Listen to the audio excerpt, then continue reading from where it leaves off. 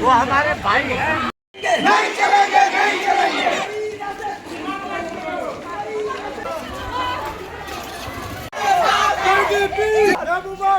जिंदाबाद। विजनों के साथ इंसाफ करो, रवि विजनों के साथ इंसाफ करो, इंसाफ करो, इंसाफ करो। डेमोक्रेटिक पार्टी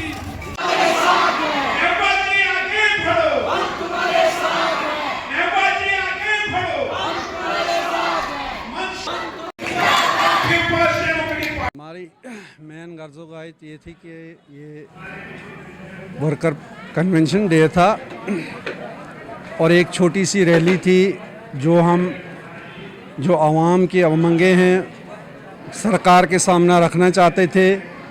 जो इस वक्त सरकारी दहशतगर्दी उरूज पे है, लोगों के मकानों को ढहाया जा रहा है, जबकि हमने बिल असेंबली में टेबल किया था जिसको एनसी सरकार जिसके पास की नंबर्स थे, लेकिन नंबर्स के बावजूद भी उन्होंने प्रॉपर्टी बिल जो है रेगुलाइज नहीं किया।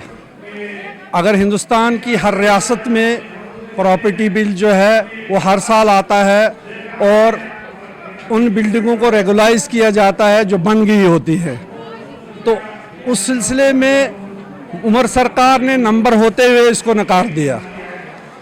और दूसरी बात, जो उन्होंने वादे किए थे इलेक्शन के दौरान स्मार्ट मीटर कि हम स्मार्ट मीटर नहीं लगने देंगे, तो स्मार्ट मीटर जो है बौछार कर दी गई और आज कहते हैं कि ये बिजली चोर हैं, आज ये कहते हैं कि ये लैंड ग्रैबर हैं।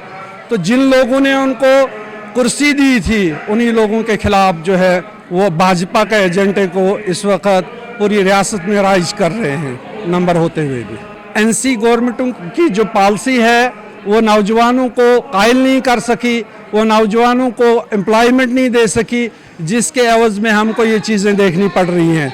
ये सरकार की जिम्मेवारी है कि आखिर कहाँ पे चूक हो गई है एनसी गवर्नमेंट से, जिससे एक नौजवान जब वो बेरोज़गार था या रोज़गार था वो इतना इंतहाई बड़ा कदम उठाने पे मजबूर हो गया। आज हमें डोडा की डिस्ट्रिक्ट हेडक्वार्टर पे पहले प्रोटेस्ट और कन्वेंशन करने की तब ज़रूरत पड़ी।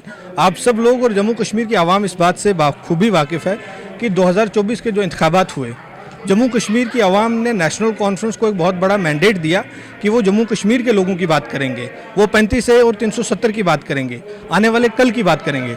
लेकिन बड़ी बदकिस्मती की बात है कि जब इलेक्शन के बाद उमर साहब ने ओथ ली तो उनके ज़बान से आज तक किसी ने 370 का नाम नहीं सुना, आज तक किसी ने डेलीविजर्स का नाम नहीं सुना, आज तक किसी ने रेगुलराइजेशन ऑफ लैंड को जो बिल लाया था वहीद परा साहब ने, उसको उन्होंने अलाउ करने के बजाय ये कहा कि ये लैंड ग्रैबर्स के लिए लाया गया बिल है। वहीं बीजेपी के जो लीडर्स हैं, एलओपी साहब हैं, उन्होंने कहा कि ये लैंड जिहादियों के लिए बिल था। बड़ी हैरानी की बात थी कि नेशनल कॉन्फ्रेंस और बीजेपी एक ही पेज पे खड़ी थी जब जम्मू कश्मीर के लोगों को उनके घर और उनके हकूक़ देने की बारी आई। तो इसलिए आज हमने डोडा में ये कन्वेंशन रखी और लोगों को एक मैसेज दिया कि अगर आपकी कोई बात कर रहा है तो वो वहीद जमात पीडीपी है और महबूबा मुफ्ती साहिबा है, चाहे वो 370 की बात हो, चाहे वो हमारे डेलीविजर्स की बात हो, चाहे वो प्रॉपर्टी रेगुलराइजेशन बिल की बात हो। तो इसलिए हमने ये कन्वेंशन यहाँ पे रखी थी।